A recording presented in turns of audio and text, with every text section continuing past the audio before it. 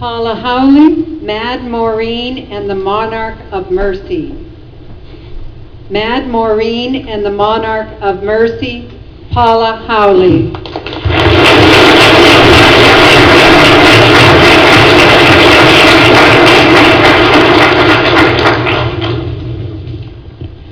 Madam Contest Chair, honored judges, guests, and fellow Toastmasters.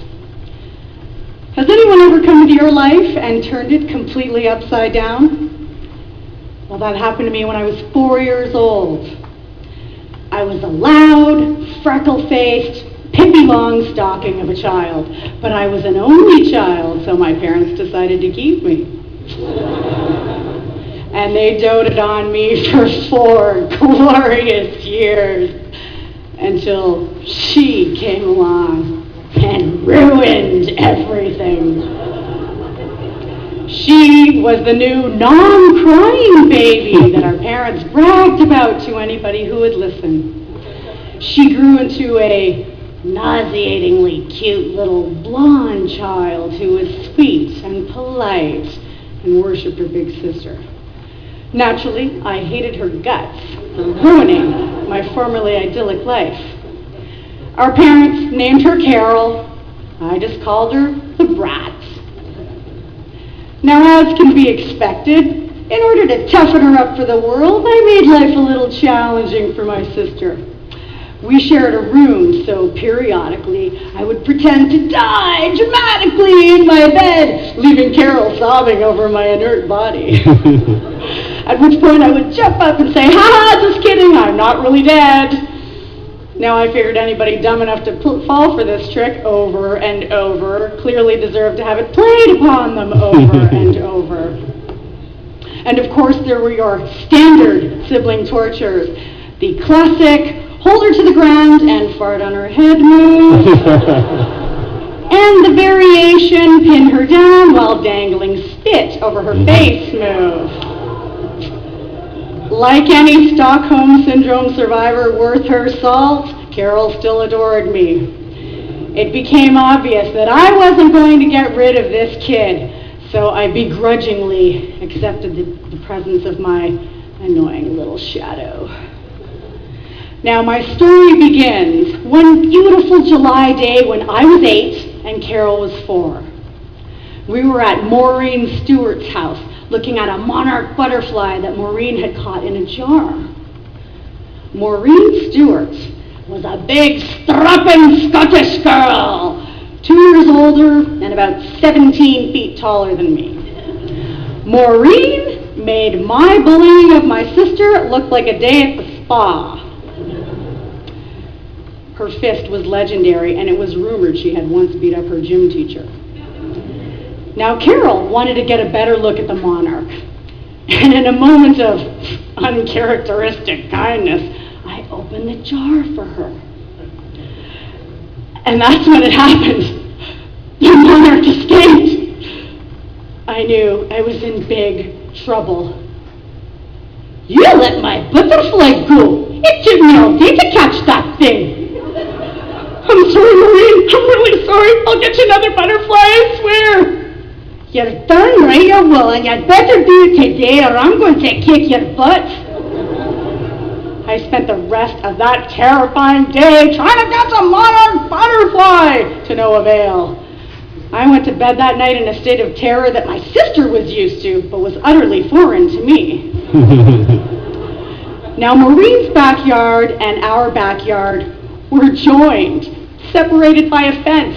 So when I went out to play the next day, Maureen was there, watching me. "Where's my butterfly?" she called across the lawn. "I couldn't get one, Maureen. I'm really sorry." "Well, you know what's going to happen then? I'm going to make you bleed."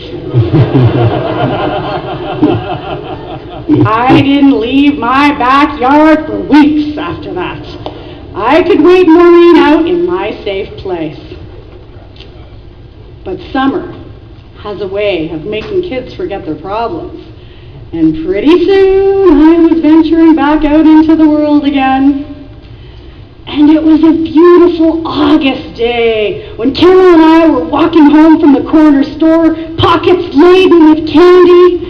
We strolled carelessly down the sidewalk until suddenly we stopped in our tracks because there, coming towards us with a purposeful stride, was big, bad Maureen Stewart.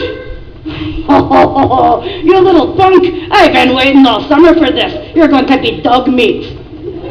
I braced myself for the beating of my life, when suddenly I felt my sister wrap her arms around me and begin to sob hysterically. No, Maureen, please don't beat up my sister like the gym teacher. Maureen looked at Carol, cute little blonde Carol, sobbing for her sister's life. She took a step back and her face softened a little. Fine, I won't kill ya this time. Just because I don't want your sister to see you bleed all over the sidewalk. But the next time you take me off, you are dead. And she walked away. I began to appreciate my sister for perhaps the first time in my life. I picked her up and swung her around, and she laughed and laughed. Oh my gosh, Carol, oh my gosh, you saved my life. That was amazing. Maybe you don't totally stink after all. We walked home hand in hand on rubber legs, Carol feeling a little bit like Wonder Woman, and I feeling very much like I had received a last-minute reprieve from the governor. Yes, that day changed the relationship between Carol and I forever. No longer was Carol the annoying little shadow, but the girl who had saved her big sister's life. And I never farted on Carol's head ever again. Yeah, right. Back to you, Madam Chair.